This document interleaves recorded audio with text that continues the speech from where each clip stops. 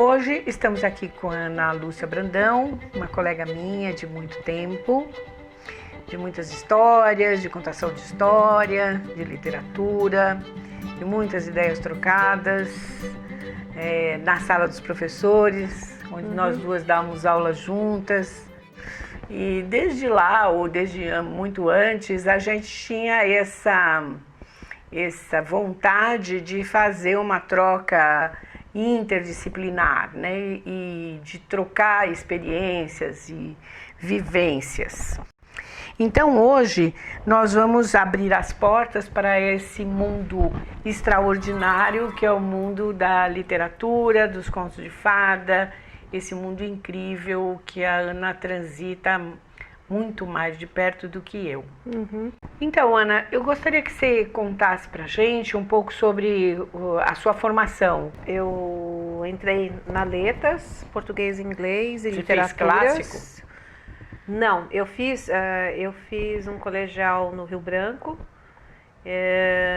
técnico em tradutor e intérprete. Ah, é? Então eu tive literatura inglesa, Shakespeare, e analisei linguística histórica, eu tive matérias assim. Nossa, que incrível! E isso foi me marcou muito. Então quando eu entrei na faculdade eu queria ser tradutora e intérprete.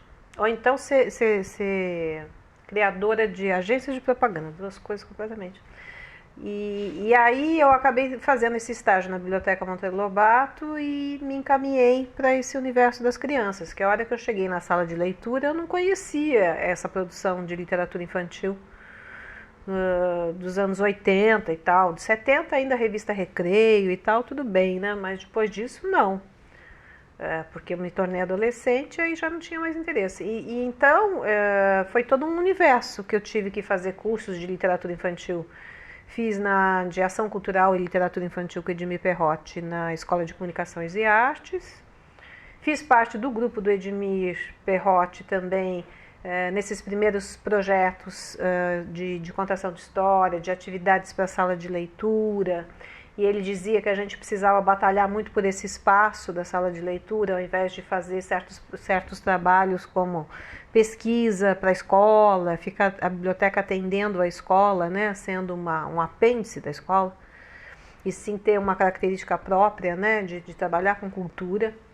E eu tive muito problema na biblioteca porque eu cheguei numa biblioteca que estava quase fazendo 50 anos e eu queria saber a história dessa biblioteca. E aí eu tenho muito essa relação, eu preciso saber por que eu estou entrando naquela história e qual é o meu papel como protagonista dessa história aí, né? O que é que eu posso contribuir com essa história.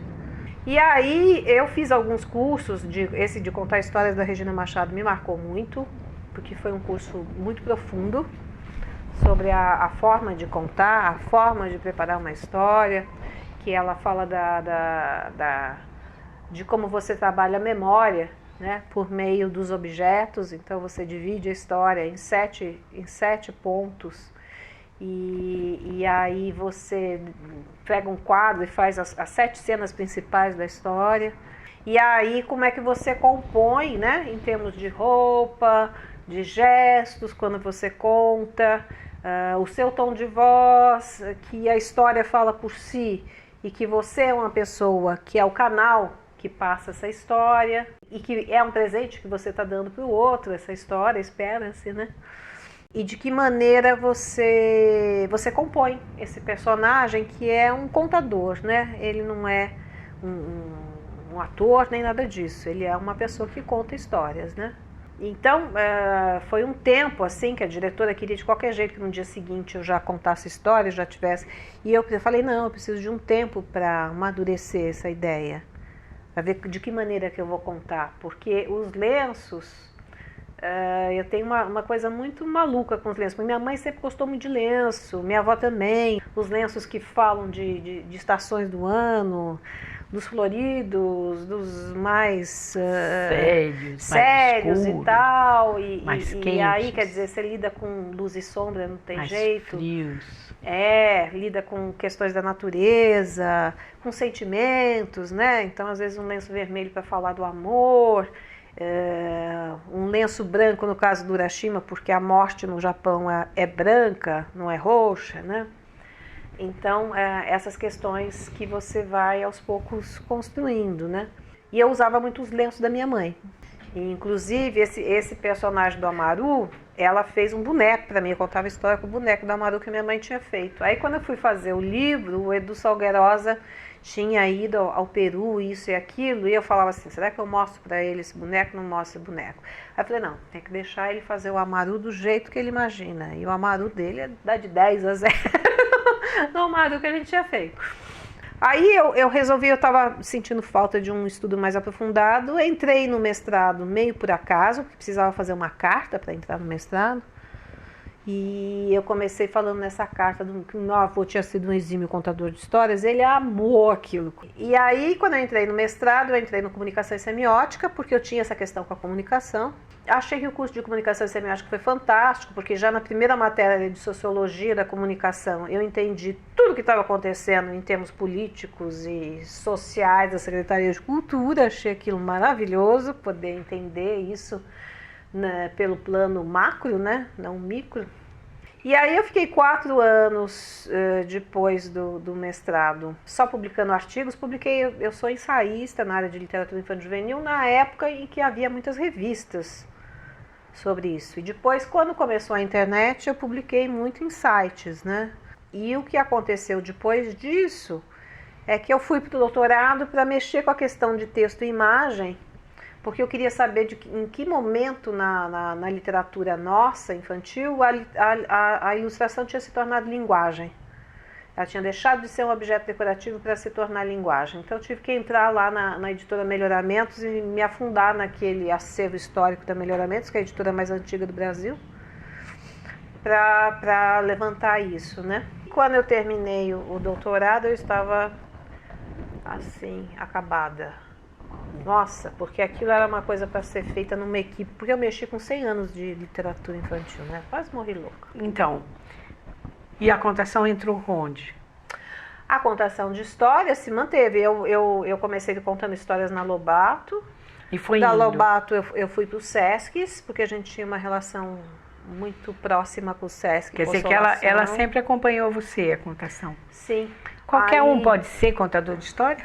Para você contar histórias, você tem que ter um quê de magia na sua memória, né?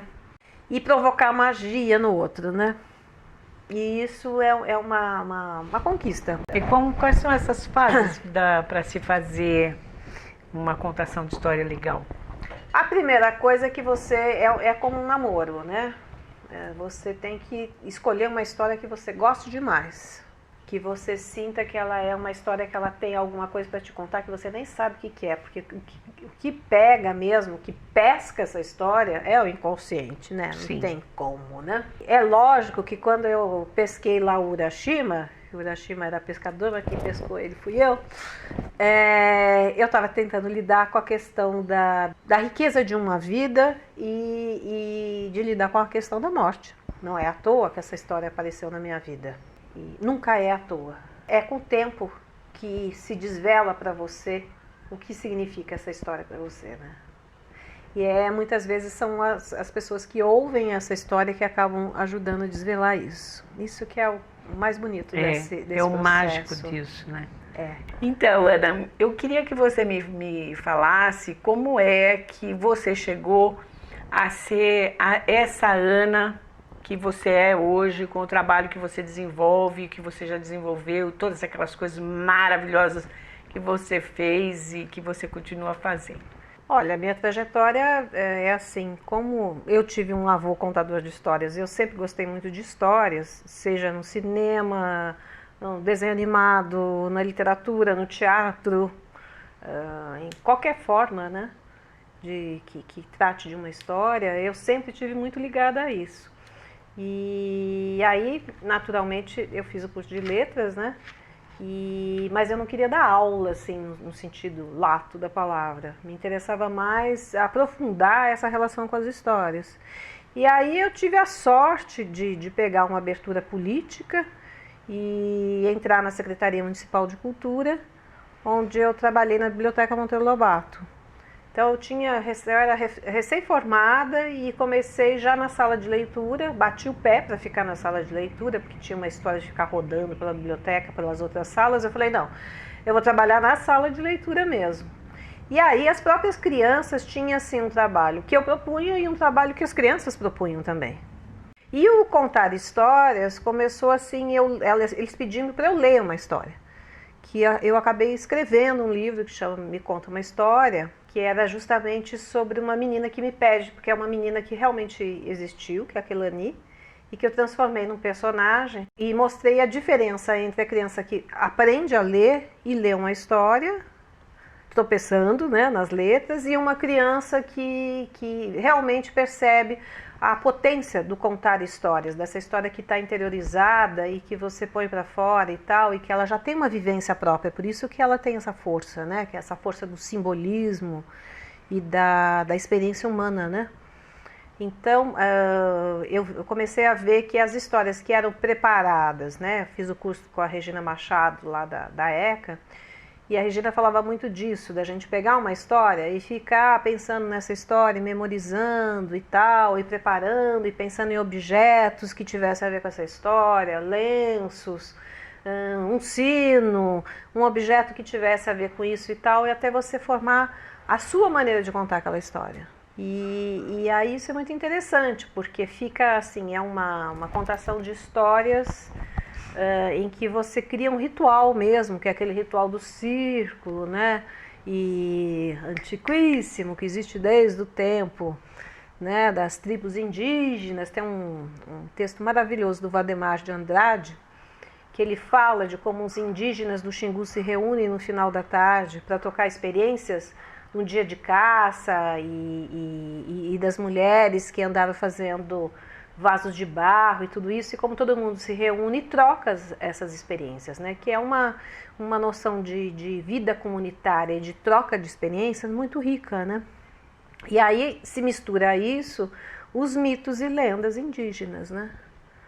Então a experiência de vida e a experiência dos mitos, né, se mesclam. É Nessa troca. Uma coisa muito interessante que tem a ver com a própria utilização, né, dos contos de fadas dentro do processo terapêutico, como se resgatando essa palavra que perdeu muito o significado mais profundo e se resgata através das histórias ou dos mitos, né, dos contos de fadas, se retoma essa questão do sagrado. Sim. Dessa ligação da história com algo que não do cotidiano, mas algo do extraordinário. Do religare, né? Do religare. Que o Luís Eliade fala do religare. Exatamente. Que a gente necessita. E aí, com isso, você tem uma nova energia que passa a possibilitar para essa pessoa um novo olhar para a vida de todo dia. Uhum. Porque a vida de todo dia, se ela não tiver significado, ela é uma rotina, digamos, de automatização, onde você quase que não tem vida, quase que não tem alma. Eu quando eu comecei a contar histórias, depois eu montei um curso de contar histórias. Que delícia! E eu sempre trabalhei com diversos tipos de histórias. Sempre considerei que as histórias você tinha assim as lendas, os mitos, e considerando as etnias que a gente tem, né? A indígena, a de origem africana, as dos imigrantes, que teve tantos imigrantes, né? O que eu ouvi de história de navios chegando no Brasil, que todo mundo, né? As pessoas, quando você faz esse resgate, contam histórias muito contundentes, né? E também, assim, questionando às vezes as pessoas que não acreditam nas histórias, no poder das histórias, né? Eu falo que as histórias, elas têm um poder de transformação das pessoas, né? Também, às vezes, resgatando essa criança que já nega esse religare por conviver com o universo adulto, que fala que contos de fadas é besteira, que fala que Papai Noel não existe, que não existe o espírito do Natal, né? e que é muito possível de você mexer nisso e trazer de volta a criança para isso, né? Eu me lembro que eu fui contar a história para um grupo de crianças, eu falei assim, vocês gostam de contar história? Ah, eu não acredito nas fadas. Falei, tá, então eu vou contar a história das fadas de areia, tá bom? Da May Churavel. Ah, é? Falei, você já ouviu falar das fadas de areia? Você vai na praia, você pega umas conchinhas, essas conchinhas na verdade são sapatinhos de fadas. Aí é mesmo? Aí você vê que na verdade ele está repetindo uma coisa do universo adulto, assim, feito um papagaio, né? E que você não tem que ouvir isso, sabe? Você tem que puxar justamente por essa necessidade da história que toda criança tem, né? Se você não tiver um mínimo de curiosidade, a sua imaginação não puder fluir para isso, como é que você vai poder crescer e se desenvolver e aprender? Como que você vai poder escrever um texto? Impossível. Como é que você escreve um texto se você não tem essa ligação? Eu trabalhei com alguns professores de uma escola particular, que não vou dizer qual é, há uns anos atrás, e eles diziam que os alunos tinham 50 minutos para fazer uma redação. Eu falei, não me diga, vocês já sentaram e fizeram uma redação em 50 minutos? Aí eu contei a história do Urashima para elas. E foi interessantíssimo, porque chegou na aula seguinte, todas elas puseram trechos do Urashima na redação que elas tinham feito. O que significa que elas não tinham a menor relação com o universo simbólico até então. Então, como é que é possível uma pessoa que vive a vida não ter histórias para contar sobre sua vida? Pois é. Eu conheço um escritor, que também não posso dizer quem é, mas que começou a escrever para adolescentes porque ele não tinha tido os pais que ele gostaria de ter tido, nem a adolescência que ele gostaria de ter tido. E dessa maneira ele pôde viver uma adolescência como ele gostaria de ter vivido. E o poder de transformação disso na vida pessoal dele, afetiva, é impressionante. O quanto a pessoa pode, na verdade, também transformar a sua própria história por meio de novas histórias, né? Pois é. Então, as histórias isso é um processo terapêutico, né? Exatamente, um recurso incrível, terapêutico, né? Incrível, que pode ser feito tanto oralmente, né? Mas temos também as histórias que são escritas. Mas as primeiras, todas elas eram da tradição oral, né? Então, por exemplo, o Gilgamesh, que é de 15.000 AC, só vai ser escrito em tabuinhas de cuneiforme em 4.000 AC. A minha mãe, quando eu comecei a escrever, a minha mãe lia as coisas que eu escrevia e falava assim, mas isso não aconteceu desse jeito. Eu falei, mas mãe, a maneira como aconteceu é uma coisa monótona, eu quero inventar uma outra coisa para aquilo, entendeu? Sim. É por isso que eu lido com literatura. Como é que a gente pode não usar um pouco daquele pozinho de pirim-pim-pim? Quer dizer, você pensar no Lobato, falando do Lobato, né? O Monteiro Lobato começou a escrever para criança por acaso. Ele estava jogando uma partida de xadrez e uma pessoa com quem ele jogava contou a história de um peixinho afogado.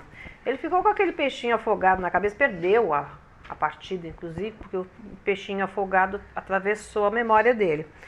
E ele ficou com aquele peixinho afogado lá, que virou o príncipe das águas claras depois, né? Nossa, que incrível! E ele começou com uma historinha curtinha, quer dizer, até chegar em Reinações de Narizinho, foram várias histórias curtinhas, até que isso deu virou um livro, né? Que foi para todas as escolas da época, né?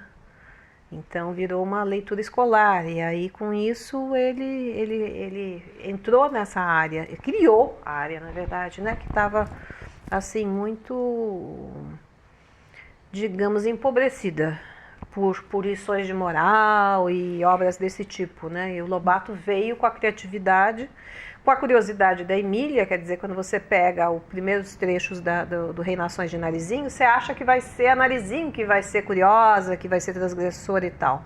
Mas muito difícil uma menina em 1925 ser tão... 21, ser tão assim, transgressora. Então era muito mais fácil pôr isso na boca de uma boneca. Porque a boneca pode tudo, não é? Então, aí a Emília foi crescendo a ponto dele dizer assim, agora a Emília virou independência ou morte, ela manda em mim. né? Eu não tenho mais o controle sobre ela, que é o que acontece quando a pessoa escreve os primeiros livros, ela tem um controle dos personagens.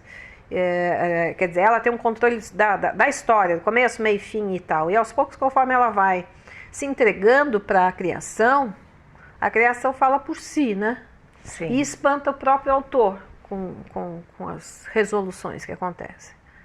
E garantidamente, o ano passado eu fui numa pesquisa que o MEC fez sobre o papel das bibliotecas e as escolas que tinham bibliotecas e que nas bibliotecas os livros eram emprestados para as crianças se alfabetizavam muito mais rápido. Os países latinos são países de cultura oral, né?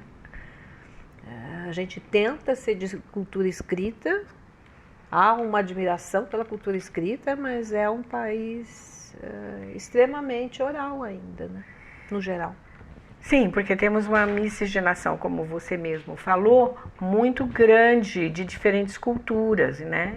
O atendimento de uma pessoa que vem de uma cultura desse tipo tão misturada é diferente, tem um desafio diferente de você tentar integrar todas essas múltiplas possibilidades de inconsciente, né? Porque o nosso inconsciente, ele não é só da nossa descendência, né? Então, eu queria que você falasse um pouco, Ana, a respeito de como é esse seu trabalho. Bom, eu trabalhei 4 anos na sala de leitura, desenvolvi alguns projetos de contação de histórias, né? E depois disso eu fui para a Bibliografia Brasileira de Literatura Infantil Juvenil, e onde a gente estabeleceu critérios de análise de crítica literária mesmo, né? E a gente foi selecionando as melhores obras para compra das bibliotecas.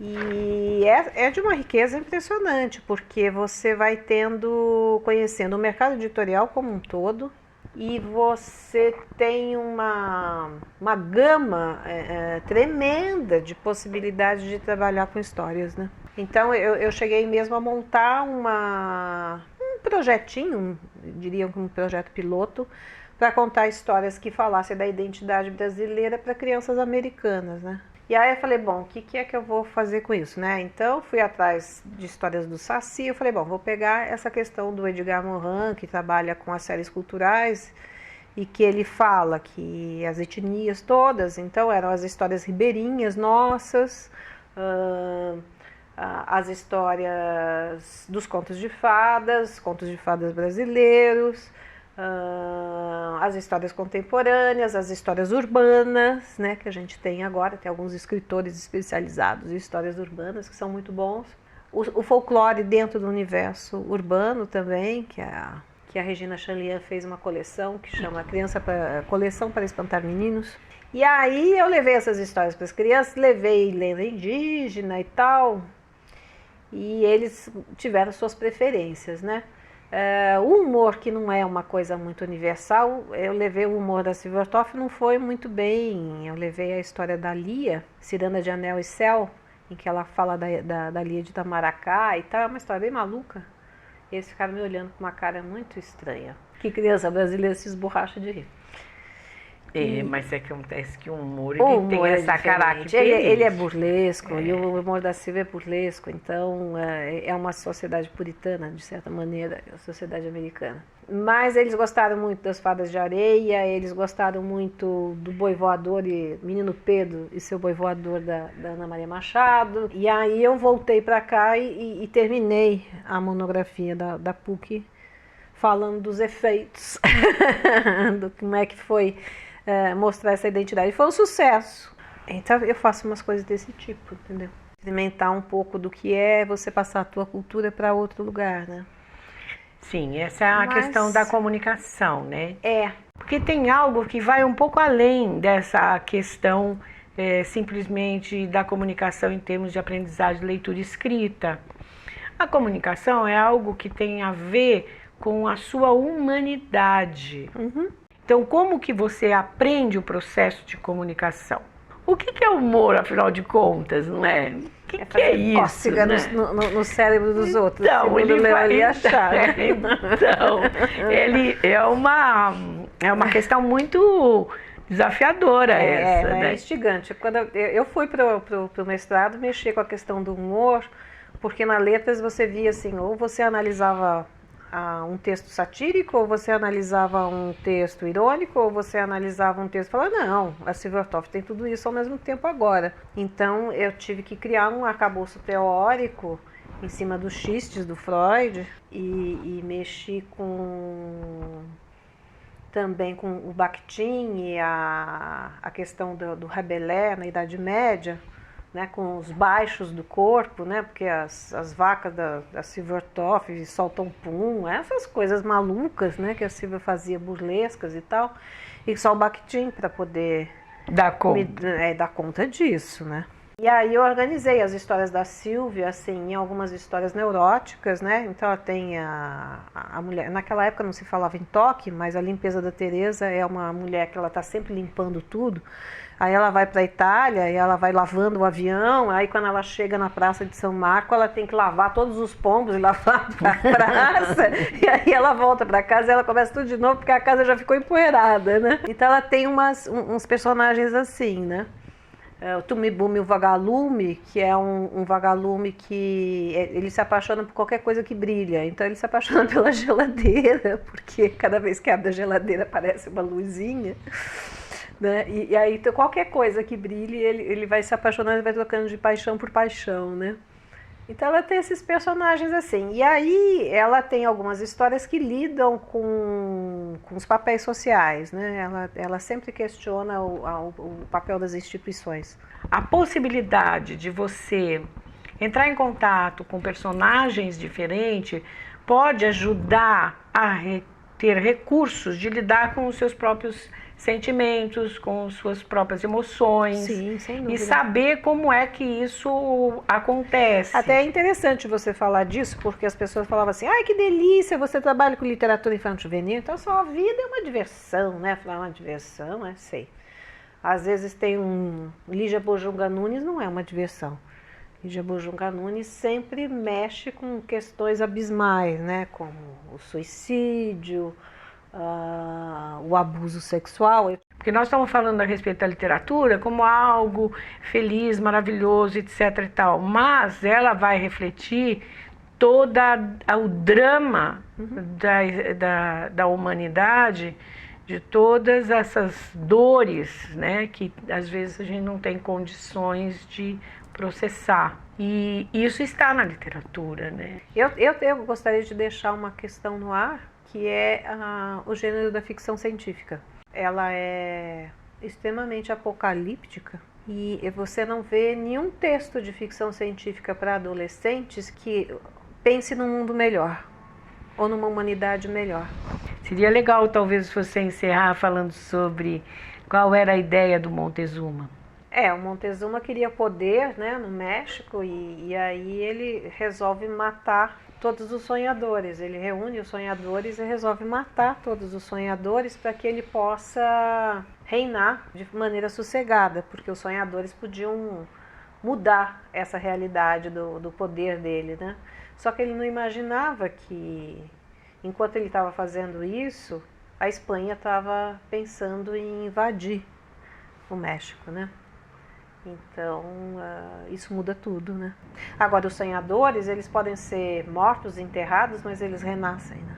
Bom, Ana, eu agradeço demais sua participação, de verdade, de coração, porque para mim, hoje, foi só um pequeno tira-gosto de conversar com você sobre essas questões que a gente sempre transitou entre o morrer de rir e achar demais, e depois toda a profundidade que existe por detrás disso, a seriedade do trabalho que é necessário ser feito, né? Então, muito obrigada. Imagina, eu que agradeço. Acho que é ótimo poder falar do trabalho e trocar, fazer essa troca. Essa troca é muito rica. Essa troca é muito rica. Eu tenho mais uma outra história para vocês, que é uma história muito engraçada, de um homem que ele vivia no palácio. Era preguiçoso, preguiçoso toda a vida. Não gostava de fazer nada. Um dia ele ganhou mais um incrível leque. Era um leque de prata. E com esse leque ele começou, era calor, e ele então começou a se abanar com esse leque. Só que quando ele começou a se abanar com esse leque, ele sentiu que o nariz dele crescia. E ele abanava, quanto mais ele abanava, o nariz dele crescia mais. E ele achou aquilo tão divertido, ele não tinha nada para fazer, que ele foi deixando o nariz dele crescer, até que o nariz ficou preso no firmamento. E ele não pôde sair mais dali. Mas, para sua sorte, vinha passando uma princesa. E essa princesa tinha um outro leque. E o leque dessa princesa tinha um poder curioso, porque ela é uma princesa muito nariguda, sabe? E aí, quando ela se abanava com seu leque de prata, o nariz dela diminuía de tamanho e ela abanava mais um pouco. E aí ele não aguentou. Falou: princesa, pelo amor de Deus, me tire daqui! E ela então olhou para aquele homem que tinha o nariz mais comprido que ela já tinha visto na vida. Ela achou aquilo muito engraçado. Como é que alguém tinha ficado preso no firmamento com o nariz tão longo assim?